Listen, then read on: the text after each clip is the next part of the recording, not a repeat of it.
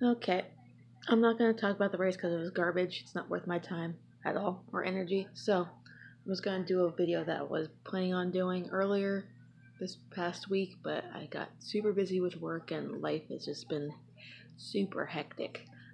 This just past couple weeks, it's just been hectic and stressful.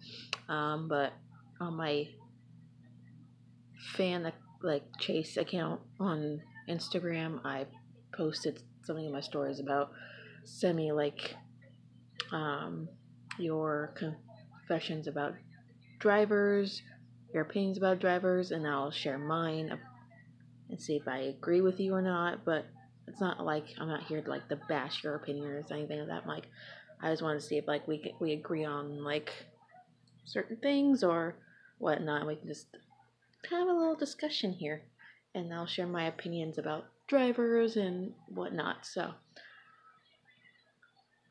first one, obvious, Chase. He, everyone knows I love Chase. I love the hell out of him. He's my driver till the day I die, and or until he whatever he retires, and he has like 3 championships. But that's just me hoping and dreaming. So I feel like that will happen at least some point in the near future. So um, Bubba, I like Bubba to a certain extent. Like he has a great personality and this and that. He's a decent driver. If he had like, I feel like if he had better equipment, he would take advantage of getting better finishes and be a little bit more consistent and stuff like that. Because with RPM, he's not gonna get those wins that he wants or top fives or top tens consistently week in and week out like guys and Hendrick and Stuart Haas and JGR and the top like Penske and all those like big name teams, like big budget teams. So I like Bubba. I love his personality. I love how outspoken he is about his personal life, well, about his feelings and on depression and stuff like that. Because I go through depression myself. I've been dealing with it since I was 11. People are like, "How do you get depression at 11? There's nothing to be depressed about." And this and that. I'm like, they depression doesn't care how old you are or who you are, just whatever, male, female. It doesn't fucking matter who you are. Depression hits anyone. And for me, it just comes in like little spurts. Like, I'll go through a phase where I'm just like, I'm absolutely no appetite.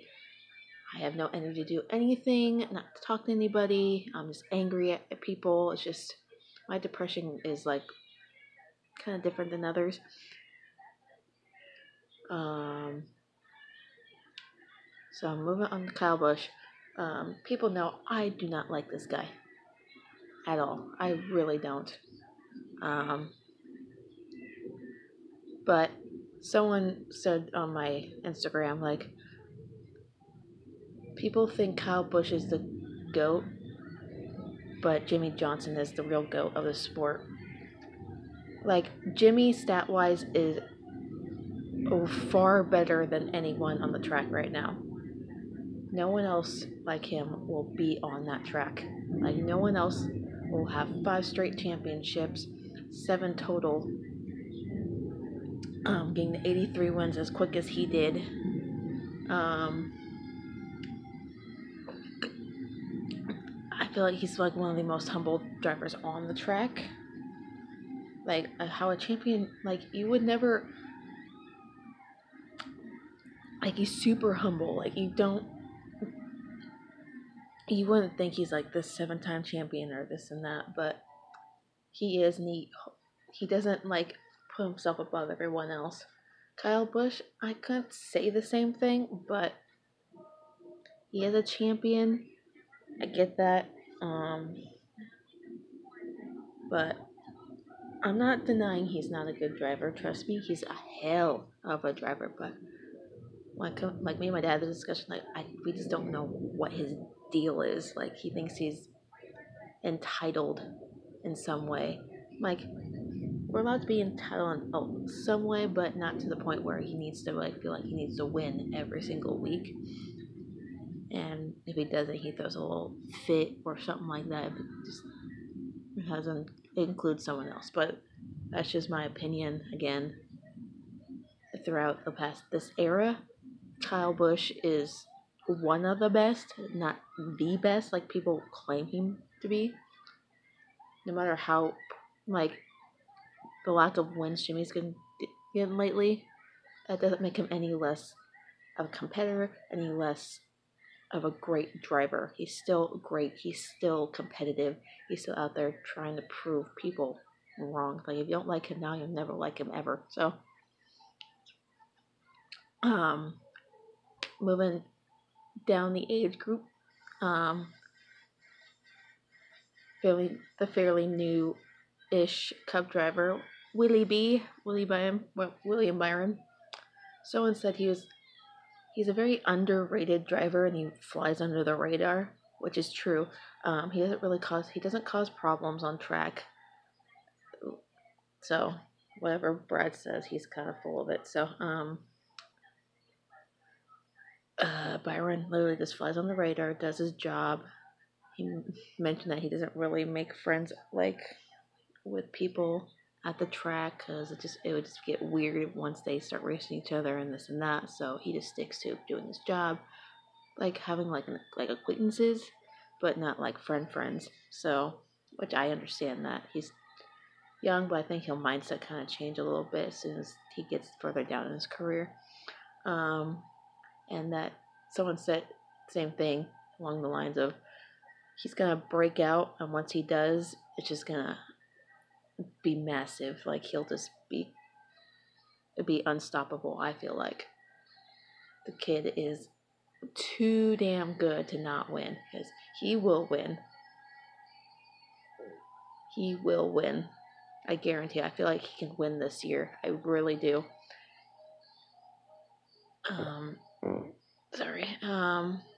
Joey Logano.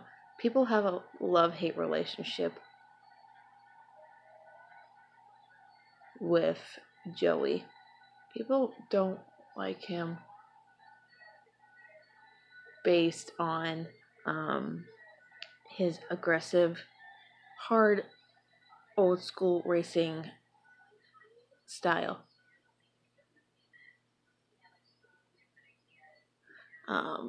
Like I don't have a problem with Joey. I never really did. Well, I had this like little grudge towards him because he was kind of a little goody, like little rich kid who had daddy do everything for him. But I just got over it as time goes on because he's gotten a little bit older. He's matured right before our eyes.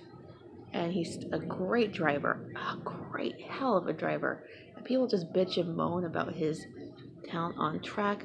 And for example, Martinsville. People only bitched and complained so much about the finish that they wanted based on just who won. Not how he won it, but just who won it. So I don't have a problem with him. I'm glad he won the championship over the 3 that were running against him, who kept running their mouths and mocking him.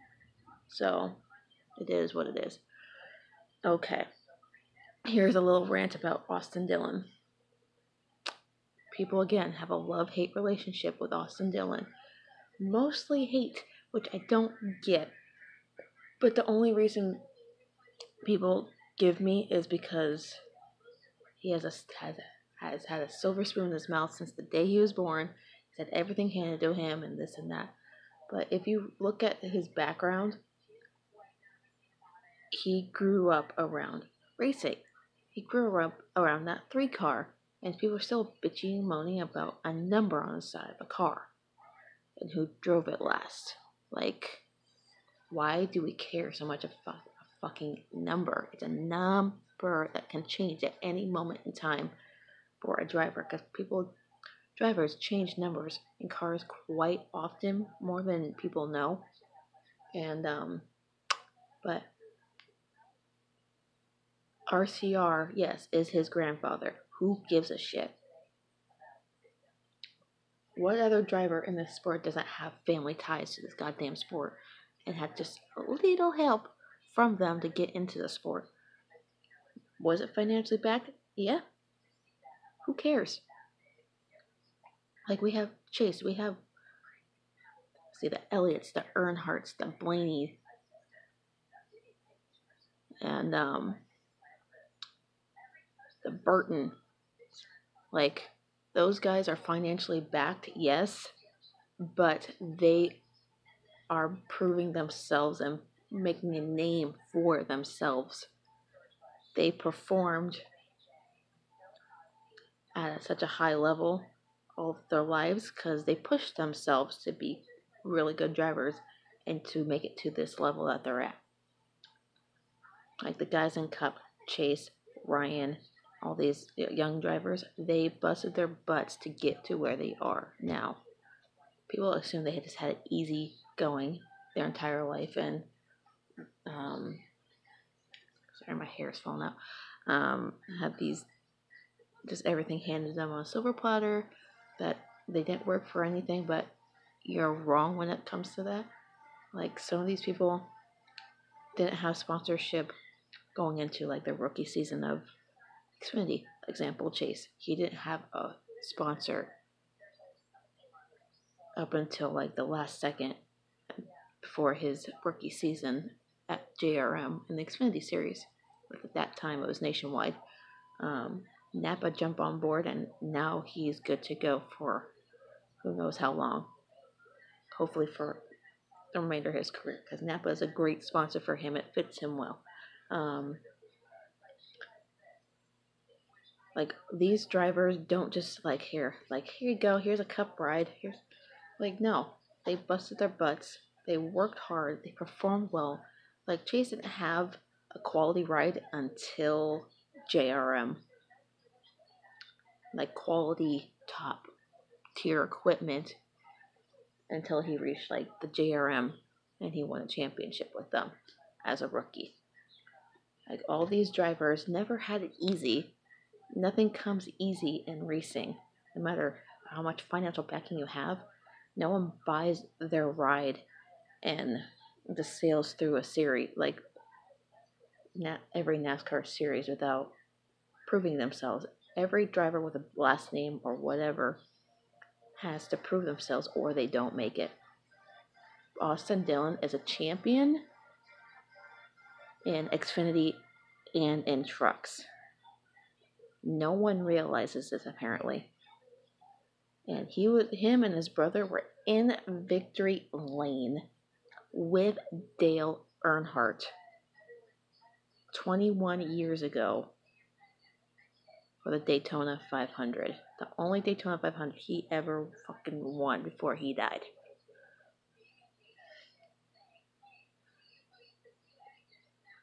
They had ties with the Earnhardts from a young age.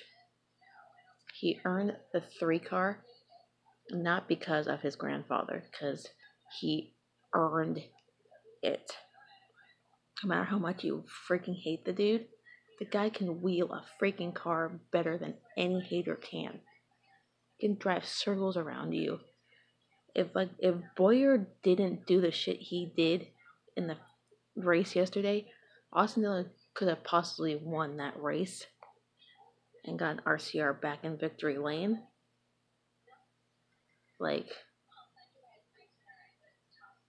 But people want to blame him just for the sake of blaming him, not really having a good reason for it. Just because he sucks and this and that. But Boyer's perfect. He didn't do anything wrong. I'm like, from the way I see it, you people just bitch about Dillon for no goddamn reason. You just don't have a freaking reason to hate the dude because you're afraid he's actually a good driver. I'm sorry, but you hate to admit that he's actually a good driver. That incident on the track was just like a racing incident. Yes, like it included both drivers, but it's either win or get wrecked.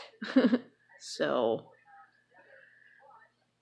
Boyer just likes to complain and do all the shit that Stewart-Haas does these days, and I just think it's from frustrations of lack of performing and getting wins. So, but anyway, moving on to another Chevy driver who just got his first win a couple weeks ago at Chicagoland, who actually earned it, and that's a little shade towards the current winner. I use loosely the term winner loosely. Um, Alex Bowman. Someone asked me if I was going to meet Alex Bowman the next time I was at Phoenix, the track, ISM Raceway, and to them, I'm like, I hope so. I would love to meet him. He seems like such a cool, nice dude. It doesn't hurt that he's kind of cute, but he's one hell of a driver. I was at his first, not his first, but a race. He almost won. He could have won. He should have won at Phoenix back in 2016. He ran a hell of a race. He led majority of the race, got the pole, and this and that. He was just running his ass off and got basically shoved at the track by Kyle Busch. No shocker there. But yes, I'm still salty about that. But I hope to meet him one day. If it's in November or if it's next year, I wouldn't mind. So he's seems like a cool dude, super nice, super funny. So that's all I was given. So I might do this again, maybe not. So again, these are my opinions, my views on the drivers you guys gave me, and if you want to give me more drivers I didn't talk about in this video, then I would love to do another one of these. So I had to finish getting ready for work because I have work today, the longest day of my life, and I have a couple days off. So but anyway, we're heading to Kentucky this weekend, which should be a good race. The 1.5-mile program or intermediate tracks have been killer. They've been far better than I could ever imagine. I have not seen one bad intermediate race track. They've all been amazing. Kansas was amazing. Chicagoland was amazing. It's I want more. But people claim they want more short tracks, but give me more intermediates like that, because the package works so much better on 1.5-mile tracks. It's just plain and simple, clear as day. So I need to go brush my teeth, and I'm just getting ready for work, as I said. So I hope everyone's having a good day. Start the week off good. Take care of yourselves. Be happy. Be positive. Let's not attack each other over stupid petty things. So, funny story. I'm wearing my San Diego Padre spring training tank top, and I walk out, and my mom's wearing a San Diego Padre spring training shirt and I'm like, oh, we're twins. It's great minds think alike, I guess.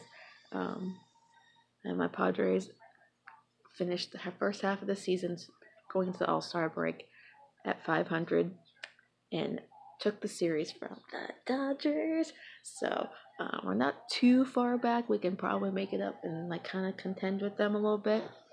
We just got to be a little bit more consistent. But we are hit and miss sometimes, but we're a really good team this year. Hopefully we can get the wild card if we don't win the division.